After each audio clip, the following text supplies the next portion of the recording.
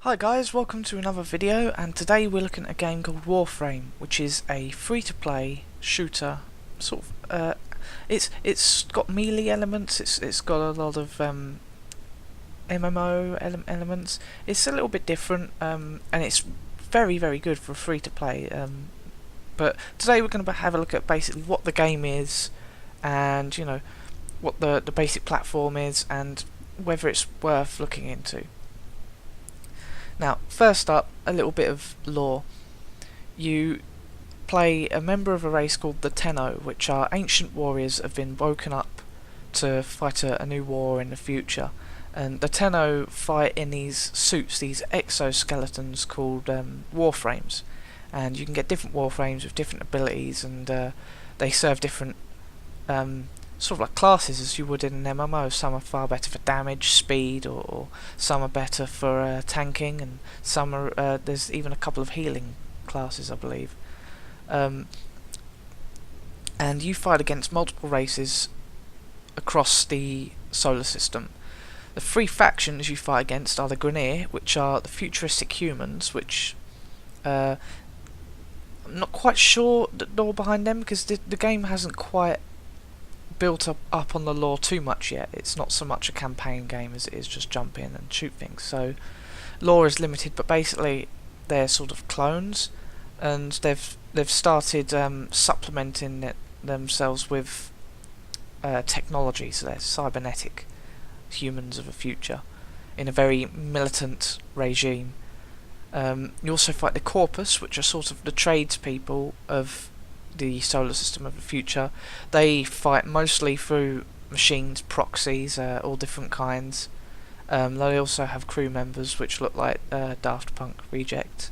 And you also fight the Infected, which are your pretty staple, space virus corrupts people into weird monsters sort of deal, like the Necromorphs in Dead Space or the Flood in Halo. And you'll go around the solar system into different levels, fighting each one of these races, sometimes both at the same time, sometimes one in each level. There's quite a few levels to choose from, but we'll go into more detail on that in a bit. Now, I'm going to show you basically what your character is going to look like. You can change your colour of your... You've got your Warframe, so you can select different Warframes and whatnot, and swap them out. I've got a couple at the moment. And you can change their colour of all different aspects. You do have to pay for some of the colours, which I'll get into the whole payment scheme in a minute. And so yeah, you get your Warframe. You get a thing called mods, which are basically like upgrades, and as you level up your Warframe, because you level up your Warframe independently of your overall account. You'll see I've got that bar at the top corner. That's my sort of overall rank, but you'll see this Warframe's actually ranked 26. So I have another Warframe that's a much lower level, and as I play with this, it will level up, and I'll get more space for mods. And each of these mods give me different abilities. You're going to get some that are particular to your class. So this Warframe is called the Vault, and it uses a lot of electrical abilities such as shock, which shoots out electricity and just chains to nearby targets. And to actually be able to access my abilities, I have to pick up the mod during a game and then put it on to my Warframe. Now, when your Warframe is level 1 or 2, you might not have space for it, so you're only going to have space for one mod or so. And as you level up, you'll get more space. You'll see mod capacity there and how much space I've got available. You'll get more and more space as you level up, so I've got all 4 of my basic abilities that this Warframe can have, and also some other ones. So I've increased my shields, my shield recharge, my armour, my health, so I'm sort of going for a sort of a tank role with this one. My power duration, and also just loot radar. And these are the mods that I can use with the Warframe. I haven't got an aura mod yet, I'm not entirely sure what those do. But yeah, you can upgrade your mods by using things called fusion cores, which you pick up in missions. So if I go back and I go to this is where all my mods are. You'll see I'll get these fusion cores, and what I can do is say I want to make my vitality a stronger mod. I'll go fusion, click on that, and you see it makes it better. and so I'd apply the fusion. But you also know it increases the amount of mod space that it takes. So see there, that takes up 8 of my mod capacity, that takes up 3, and so you're not going to have room for some that are really high like that until you've gone up a few levels, and so you might have that sitting in your bag a while, though I've upgraded that quite a lot. So yeah, it's all about upgrading which ones are the best and making them as powerful as possible, and every item in Warframe has space for mods. The second thing, you see I've got all my abilities accessed because I've got them in my mods. If I didn't have them accessed, it'd be greyed out. The second thing that I've got is, you see I've got this little floaty dude up here. That's my sentinel, basically a little robot pet that follows you around and helps you out in combat. And you can access that by this thing here. And this has 2 separate things. It has a weapon which can use mods just like any other, and the same deal, we can upgrade the mods. You have to get space for it as it levels up. But it also has an overall sort of thing, so for mods. So mods just for sentinels. There's ones that are specific to the Death Cube, which is what this particular sentinel's called, and ones that are general ones that give it general abilities. And again, you can change the colour of this just as you can everything else, though a lot of the colours are locked. Then obviously I've got my weapon. You get a whole bunch of weapons here, and you can swap them out. And the mods, when you attach mods to a weapon, they'll stay attached to it. So if I swapped it out for my bow, the mods would go with it, and the bow would come out and have no mods attached to it. But when I swapped it back again, it would still have all the mods on. Again, you can change colour of this. It's my pistol. You've got all your different colours, and you can get different weapon skins, I believe, as well. And my melee weapons, which are knuckle dusters in this case, and I've got a bunch of mods on those, which makes those better. So yeah, you can unlock there are 3 different kinds of sentinels, I believe. I just chose this one because Death Cube sounded kind of cool. This is the default assault rifle you get. This one I bought, and you start off, when you start off the game, you actually start with a sword instead. But unlocking more weapons is basically done by buying blueprints and then doing missions and getting the materials to make those blueprints. So first we're going to check out the market. We'll look at Warframe first. Now you see all of these are bought with this stuff, which is platinum. Platinum can only be bought with actual money, so you cannot earn it in game at all. But you'll see down here that you've got a bunch of blueprints, and these are bought with credits. Credits you do earn in game. So basically, the way the developers are making money off this game is you can buy credits, and you can buy platinum, and you can buy weapons and warframes faster, or you can not put any money into it, and you can just save credits for the blueprints and then do missions and gather the resources to make them. Which will obviously take you a lot longer, but you can play this game completely for free if you choose. There's no, it's not really pay to win. It's I mean, I suppose it is kind of, but it's not too bad. I mean, it's fairly expensive, probably more than I would have recommended. But I can see why they do it, because if it was really cheap, then it would undermine the point of having these blueprints, and people will just get into the game, buy platinum, and just buy whatever warframes and weapons they want, and they wouldn't really do any work to get things. Whereas if you make it a bit more expensive, it sort of limits that a bit. Only people that are really, really wanting to get into the game are going to actually shell out money on platinum. So I'll show you the foundry. The foundry is basically, say I bought this blueprint, that blueprint would go into the foundry, which is where I make everything. And you see I've already got some here. I bought the Rhino blueprint, and there's a certain amount of things that you need to make it. You actually need to build each of these chassis independently. So I've got a blueprint for another chassis for a different warframe here, and you see the materials here. And once you've got all the materials, you can click build, and it costs credits to build it, and it takes a while. I actually made my bow that you saw a minute ago yesterday, and I only just got it this morning, which is why I'm not going to be using it. I'm still getting used to it, and it's only level 1. So yeah, you'll collect, and as you do a mission, you'll pick up different materials, and the materials that you pick up vary depending on what missions you're doing in what system. So yeah, it's a pain because I do wish you earn more as you level up, instead of just grinding and going through missions. It would be nice to say, because when you start the game you do a tutorial, and you start that with where is it? I think it's this one, and you do a quick tutorial, and then when you start your first mission, I think it is, you get a choice between 3, which I think is the one that you do the tutorial with. This one, Loki, and Mag. I chose Mag, and Mag is pretty good. It was pretty fun to play, but I kind of wanted to try something else. So I actually did buy some platinum, just because, you know, it's a free game. I might as well put a little bit into it. I don't mind too much.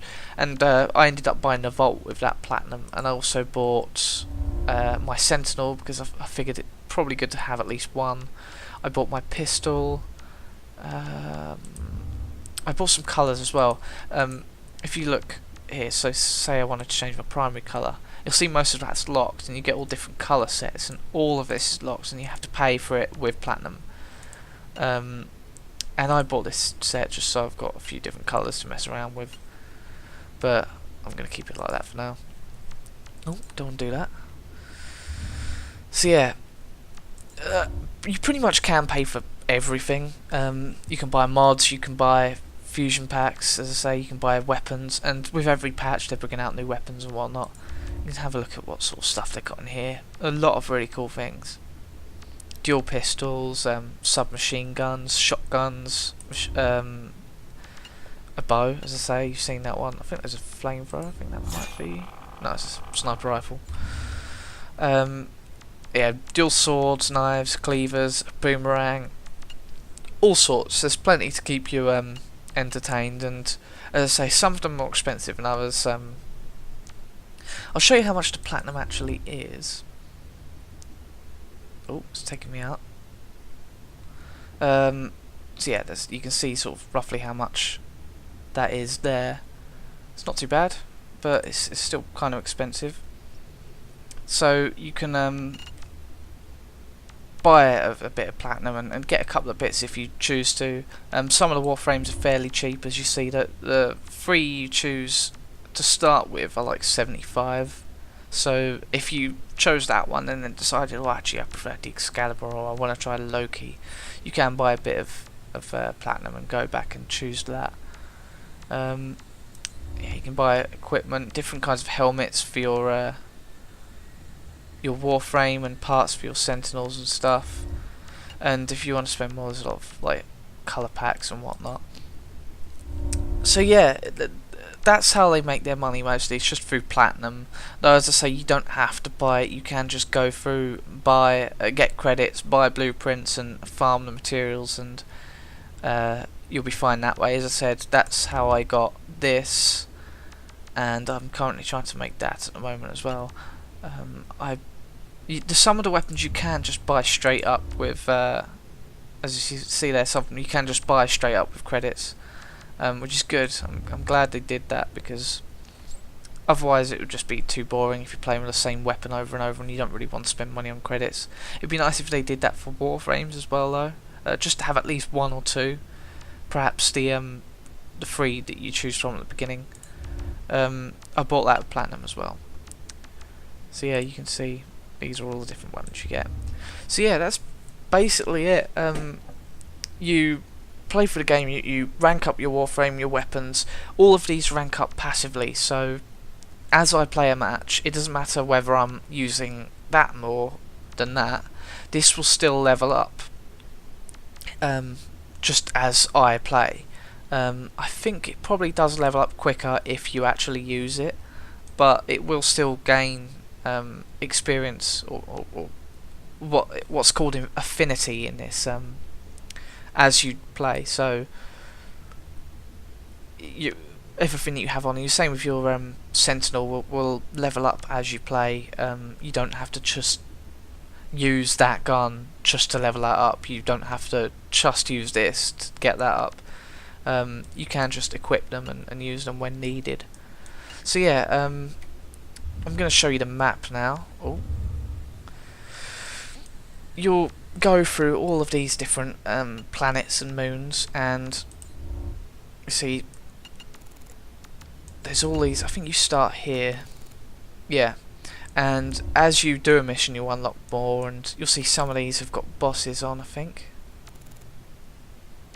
or they're just harder, I can't remember, but there are bosses as well. And you'll see the blue one's one I haven't done yet, and once I do that I'll unlock this Jupiter region. And you sort of progress through. The cool thing is that I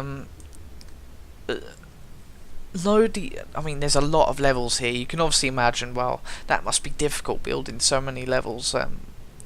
They don't actually, not truly. They're randomly generated every time you go into them. So I could go back and do one of the ones I've already done, and it would be completely different. It would be the same basic environment, but the layout of it would change.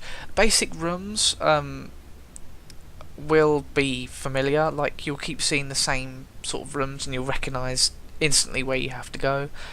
But it is a good idea because it breaks up the monotony of it a bit, and if they didn't do that and it was just pre-built like levels, it would get really dull because, as I say, you're playing through the same environments quite a lot. So it's good that they have that system in to make it a bit more unpredictable. You never know quite where you've got to go. You've got to kind of figure it out a bit. And you can play solo. So you can go through a mission on your own and no one else will join you. You can go invite only, so as I say, you just invite friends, or anyone you invite. Private, I suppose, is the same sort of deal. Online means that people can join any game you're in, and you can join any game that people are in. So you see I hover over that and it says there are 3 people playing that. I don't know whether that's 3 people or 3 different parties, but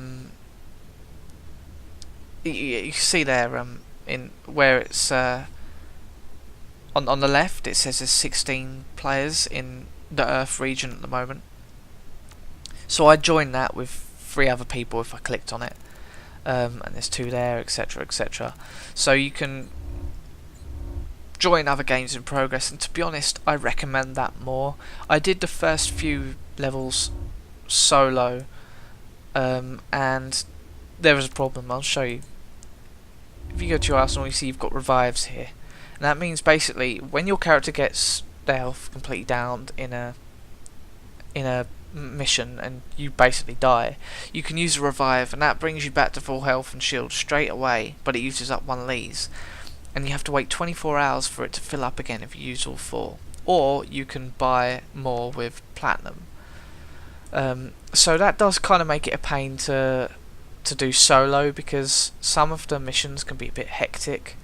You will have a lot of enemies on you, and to be honest it's just better to do it with other people, because if you do it with other people they can revive you and you don't have to spend these. So I do recommend that. Perhaps do the first few missions on your own just so you feel a bit more comfortable, but as soon as you can I would go online and start joining games with other people in, because as I say it's much more beneficial, and you don't have to worry about them stealing loot like mods or anything, because it's shared, so if a mod drops it'll be duplicated for everyone there. So yeah, I'm going to go into a game now. I'm going to cut to gameplay because it might take me a while to find a match, just because some systems might not have people in. Yeah, see I've got my ping to set low, so I'll cut to a game and I'll show you one of the levels here. Hey, so right, we're in a mission now, and as you can see I've jumped in with 3 other players. Here you can see that.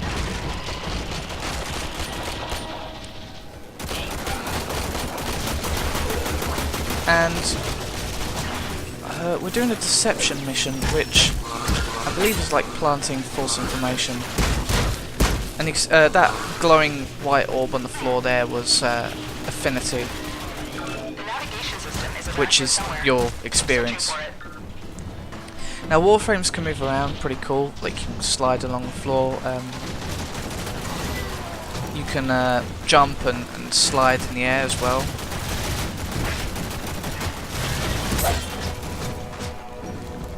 That's why if you hold sprint and then press crouch, that's how you slide, and likewise if you just press jump and crouch, that's how you do that. If you just tap, I think it's just tap crouch quickly, no, tap sprint, you can roll, and you can do that in the air as well. But I'm a bit shit at that. And you can also run up walls. Ooh. You won't die if you fall off or anything. See. Let's just jump over there. Override complete. Move on. If an enemy gets to an alarm, you have to override it so you can move forward, because otherwise the doors lock. Just watch out for when they get near an alarm and hit it before they can. See, my pistol's just leveled up even though I'm not actually using it. Oh, shit. This is actually my first live commentary. I don't normally do these, so apologies if I'm a little bit rusty. It's kind of difficult to play and talk at the same time. I'm not that used to it, to be honest. I should add that Warframe is actually in beta. I should have said that at the beginning, really. So, it is buggy as you'd expect for beta. There's a few problems. It's not that bad. I've played worse, but you know, expect to see some odd things like that open storage locker staying up, even though I'm nowhere near one. We're actually fighting the Grineer and the Corpus in this. That's Corpus Moa Walker. You'll fight a lot of those. And the Grineer are those weird, fat soldiers. So yeah, sometimes you will fight more than one race at once. That is energy, which you use to power your abilities. Look for a lot of containers with like green lights on them. Those you can shoot and open. And you can see these have got red lights on you. Those are locked. But if you see one of those with green on it, then you can open that. That icon's really getting on my nerves. It should go away if I find an actual locker to open. Here we go. Yeah, see.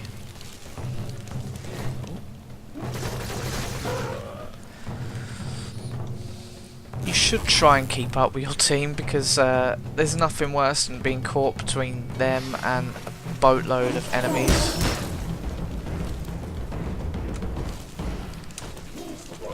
Christ. Here's the navigation system. There we are.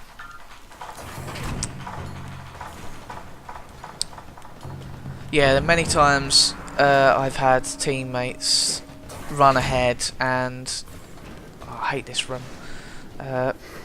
You end up, because the enemies spawn behind them as well.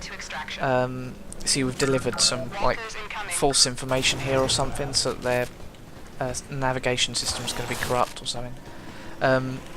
Because enemies spawn behind them, you end up getting caught between your teammates and a bunch of enemies. So it's kind of a pain to push someone down. It's one of my abilities there. Try and revive them. Try not to die in the process. Take that, you shit.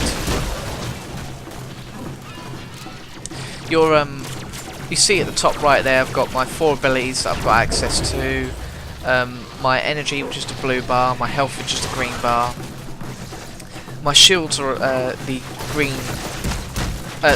Green? Blue number, and my health is the red number. Just like in Halo, your shields regenerate, your health doesn't. but you can pick up health from enemies and from containers and whatnot. There's that. Music in this is pretty good. It's very Japanese influenced, as you'd kind of expect. But yeah, basically, every time you do a mission, it has the only thing that will be predetermined is who you will be fighting and the objective. You'll notice back on the map screen, it'll say what the objective of it is and who you're fighting, but the actual level, as I say, changes. Those are mods, by the way. As I say, they'll drop and go into my inventory, so I'll be able to equip that later. You can't equip it in the mission.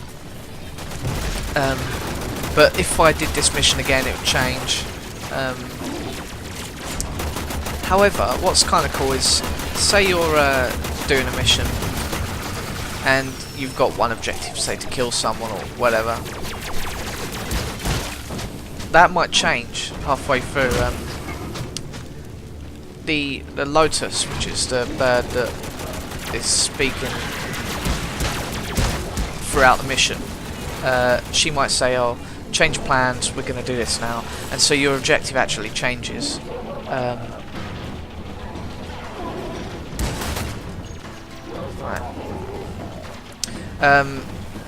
So yeah, that's kind of cool. It's a nice touch because it makes it less predictable, as I say, and that's kind of vital because, as I say, it's pretty much the same sort of environments and the same.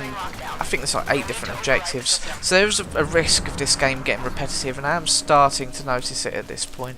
I see the door's locked, so we've got to hack their system. Yeah, there is a worry of this game becoming just too repetitive. Overhaul successful. Oh, someone's done it. Let's Good. get going. And it kind of is at this point, but the fact that it's randomly generated does lessen that a bit. So it's quite clever how they've done that. Lock and load. But again, all the rooms, a lot of these rooms I've played through before, just in a different order. So it's not that randomly generated. It's just same rooms and a different order.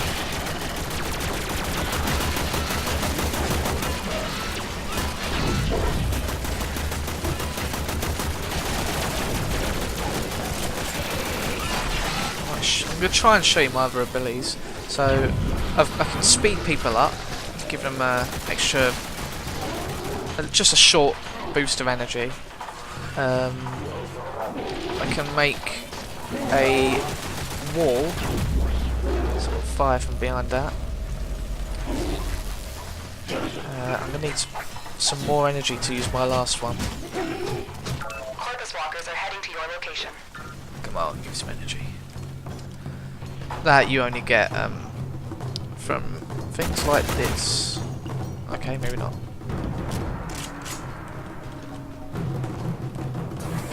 Ah, there we are. So my fourth one, and we're just about to finish here, is this, which basically just hurts anything in range.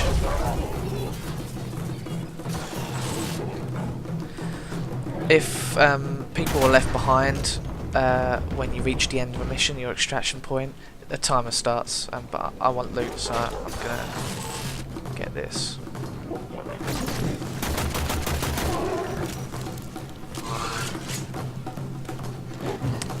Oh shit. No, you don't.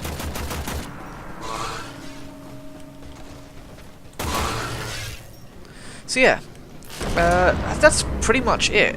As I say, the objectives can change and you might fight more than one enemy, but apart from that, it's pretty much just a case of you jump into missions like this, you get an objective, you go do it, get back to extraction point, and you're laughing.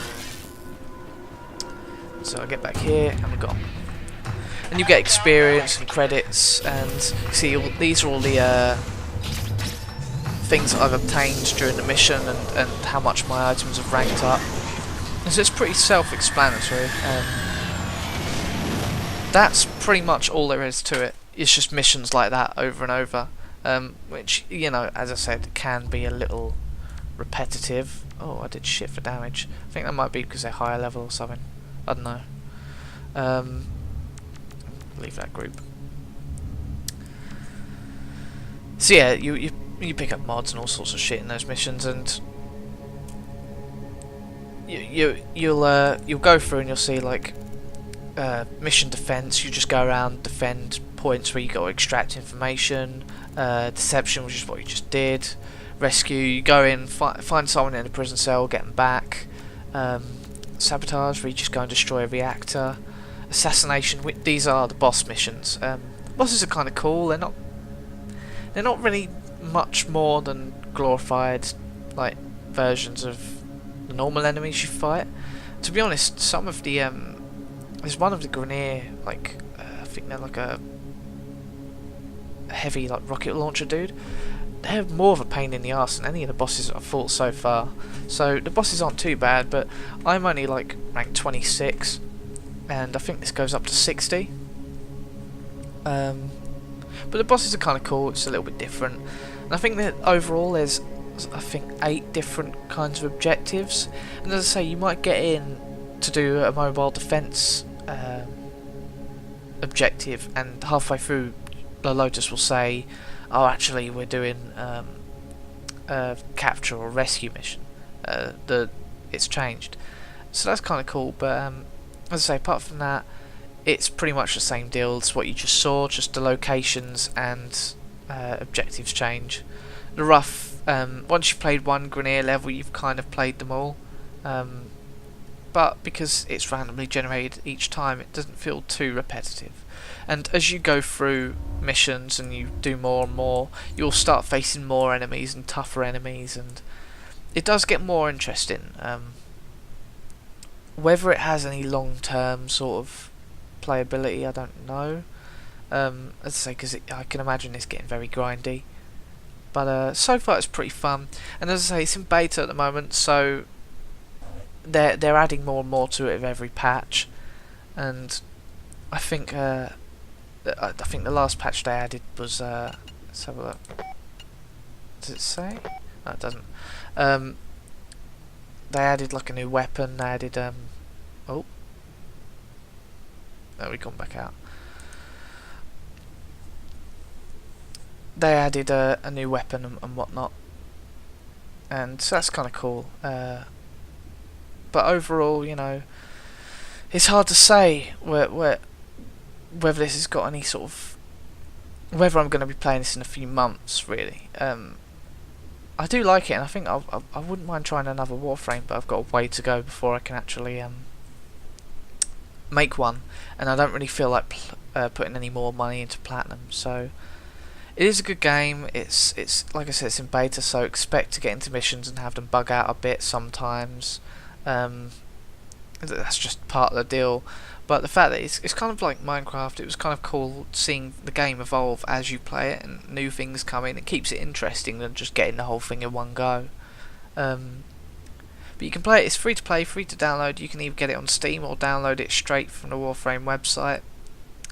And you can buy the Platinum through the if you go through the market on here, you can buy the Platinum straight from their website, and that's all you have to pay for if you want to use that.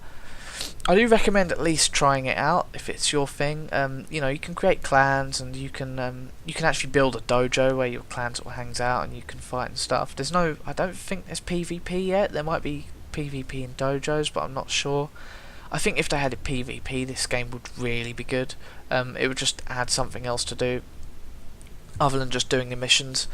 What I would like to see is more story, and I know they are planning on doing that, but I think it would be nice to have what is essentially a campaign alongside this.